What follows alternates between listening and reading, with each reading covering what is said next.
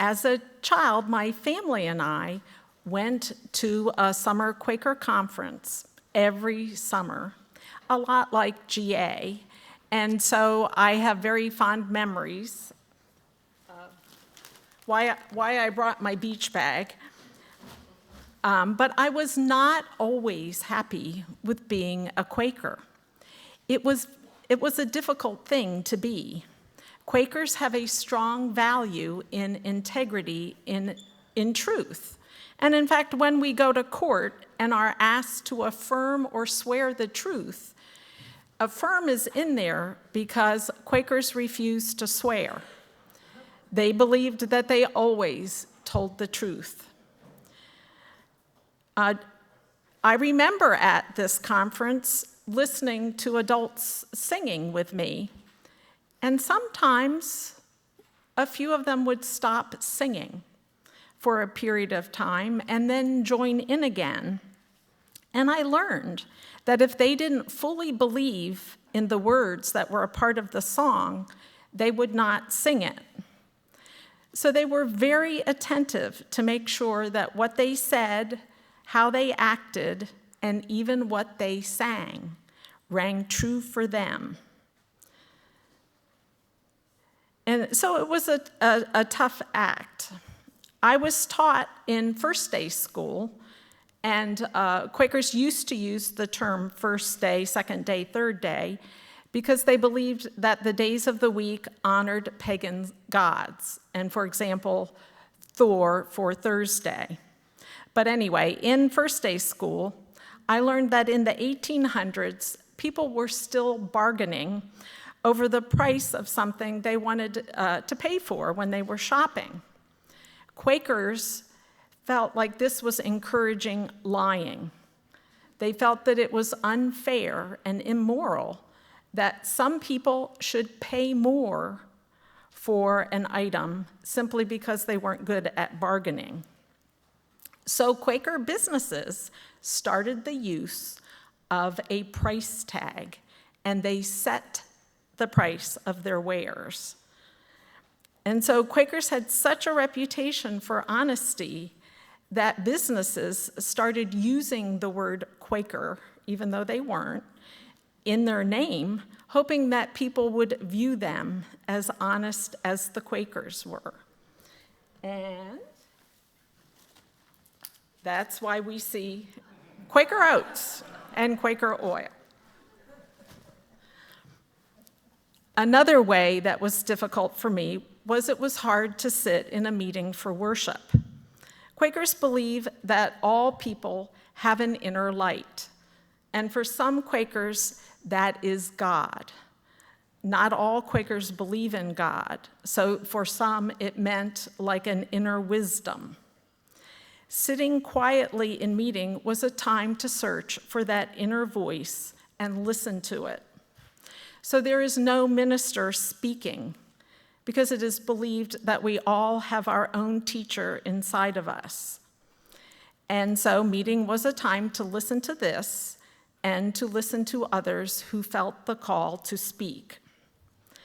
As a child, I was expected to come in for the last 15 minutes of the service to sit, but I did not understand what to do. So I mostly studied the intricate pattern on the rug. Thank goodness it was complex and maze-like. Gave me something to do. But gradually, I did learn about centering myself by focusing on a word or an experience or with deep breathing. What I did appreciate as a child was the understanding that everyone is important and valued, just like our UU principle. We are all brothers and sisters. While Quakers are not perfect, like you learned with Mary's story, there was a strong acceptance for everyone, and also a strong lack of judgment for people who were different in their lifestyle or in religion. And many of the people in my meeting were social activists, but there was no judgment on those who were not. And so everyone must find their own path to their truth. And like UUs, Quakers look at different sources of wisdom, including the world religions. As I was growing up, the Bible was emphasized more than what I've experienced in a UU congregation. And so we all received a Bible in 4th grade with our name on it.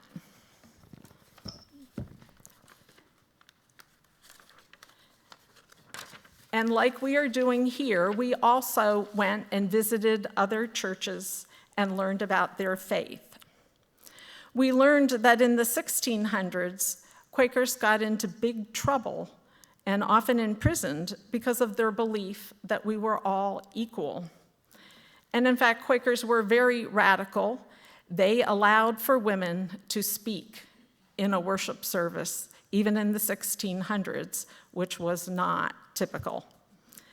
They would not use titles like Your Honor for judges, or Your Ladyship, or Baron or Duchess for nobility.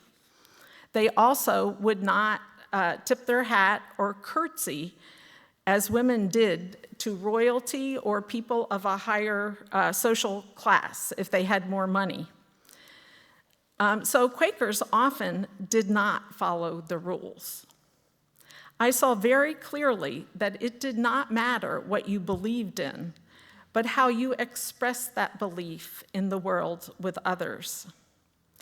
And I remember there was a time in our meeting when a man broke in and stole a record player.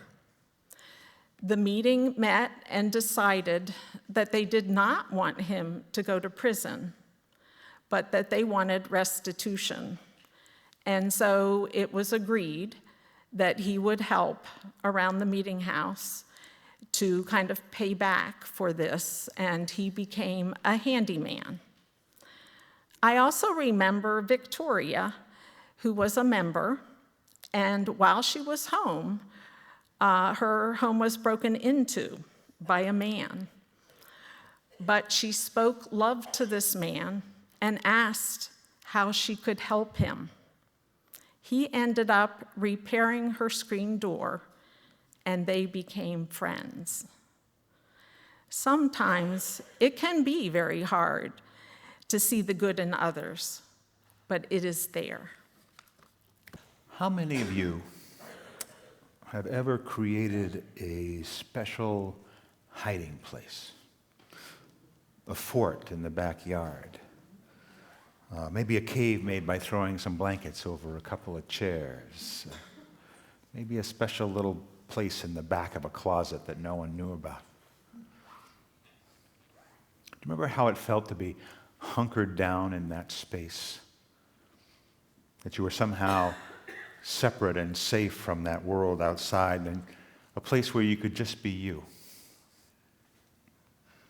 When I was young, I had a bunk bed in my room, and it was up in a corner, and so I could put a blanket down from the top bunk and get inside and have my own little special place. It never occurred to me that my room was really small enough and I could just close the door and I could be in there. That little small enclosure was really something special. It made it work, made it safe. I think one of the first times I ever sort of was aware that I was aware came in that space. I would sit with my back against the wall and I would think about the world outside, the other side of that blanket. I would think about the world and maybe myself in that world. I would think about walking to school with friends, or I would think about sitting at dinner with my family, or maybe going to church. I see myself outside. That was the first time I ever sort of saw myself as an observer as opposed to just me. As time went on, and I expect this is true for many of you too,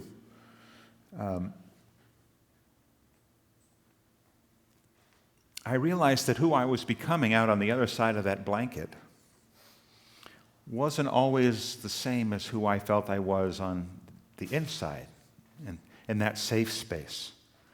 That the person I thought I needed to be funny or cool or popular or successful wasn't always in line with the person that I felt when I was there. We all have a strong need to fit in, or a sense of belonging, or a sense of need to be loved. And so we do sometimes put a mask on and make ourselves work in to the environment that we're in.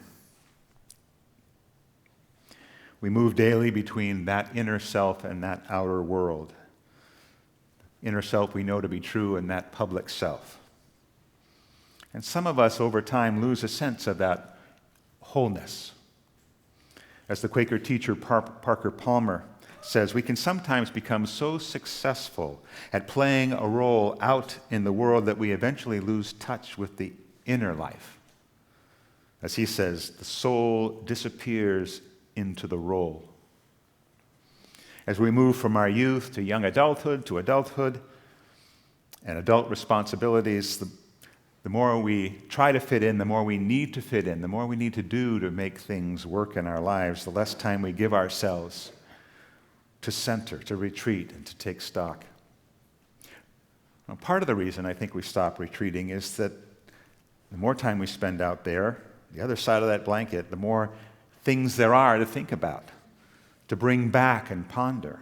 There's so much in this world, so many things going on. It's hard to think about all of them. How do we make sense of it all? And another reason we stop retreating is that we don't always like to face uncomfortable feelings, and sometimes it's a little uncomfortable to realize who we have become out there. It's easier sometimes to just spend our extra time in something else that sucks the hours away. The kids were here this morning. I talked about video games.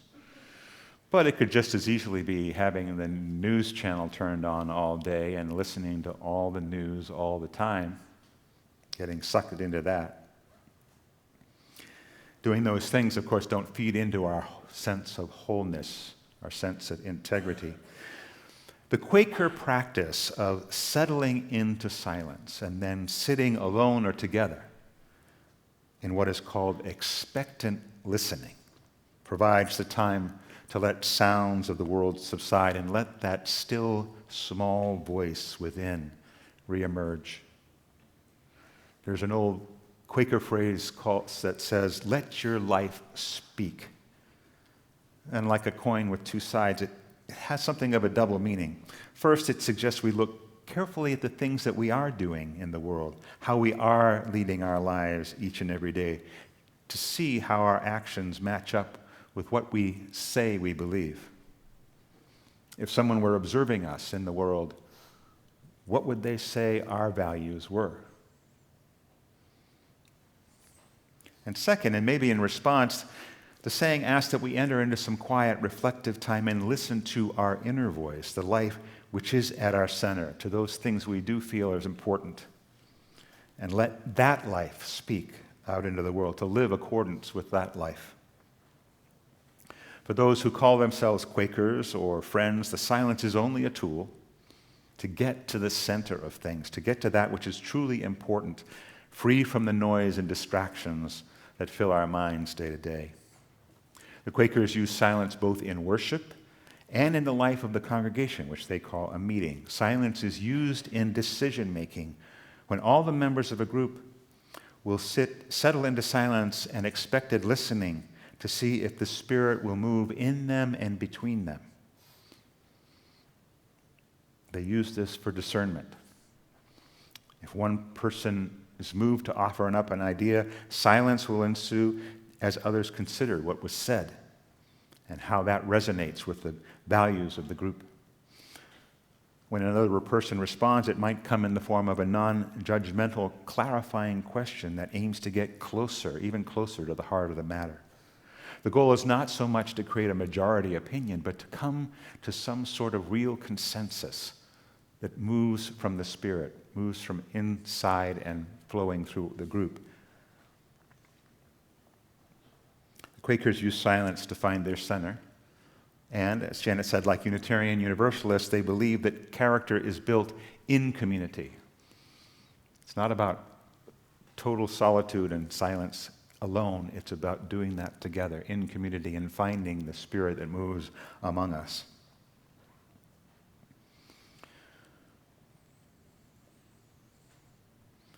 And moves us to action.